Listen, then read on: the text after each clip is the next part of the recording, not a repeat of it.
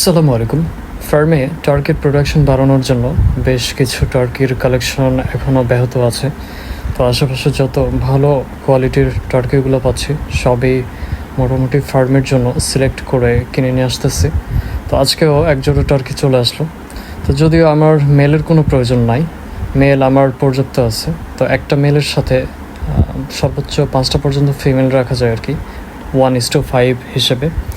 কিন্তু অনেকেই শুধু ফিমেল বিক্রি করতে চায় না, এই জন্য বাধ্য হয়ে মেল সবাই কিনে নিয়ে আসতে হচ্ছে। তো মেলগুলোকে আবার নেক্সট ডে বাছাই করে মাংস হিসেবে সেল দেওয়া হবে আর কি। আর এই মেলটা যেটা দেখতে পাচ্ছেন, এই মেলটার ওয়েট অ্যারাউন্ড 8 কেজি প্লাস আছে। তো এইটা মাংসের জন্য একটা বেস্ট আর কি। আর টার্কির মেলগুলোর ওয়েট যেহেতু কন্ট্রোল করতে হয়, আমি ইতিপূর্বে আমার ভিডিওতে বলেছি, ব্রিডিং যেগুলো প্যারেন্টস সেগুলো কন্ট্রোল করতে হয়।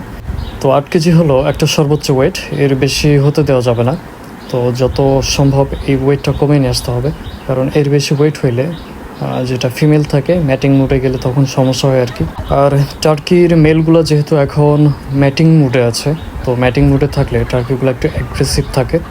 এই জন্য পাশাপাশি যদি 2টা মোরগ রাখা হয় তাহলে একটু ফাইট করে আর কি, যেটা ভিডিওতে দেখতে পাচ্ছেন। তো 2টা মোরগই এখন ম্যাটিং মুডে আছে, 2টাই ম্যাটিং করতেছে। এই জন্য এদের যে আধিপত্য বিস্তার নিয়ে এই সমস্যাটা আর কি শুরু হয়ে গেছে আর কি। তো এগুলোকে এক্সট্রা করে রাখতে হবে, না হইলে একদম ঠুকরাঠুকরি করে অবস্থা খারাপ হয়ে যাবে। তো যাই হোক, ভিডিওটি আজকে এখানেই শেষ হচ্ছে। দেখা হবে নেক্সট ভিডিওতে নতুন কোনো আপডেট নিয়ে।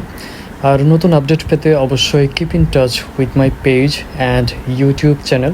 তো সবাই ভালো থাকবেন। আল্লাহ হাফেজ।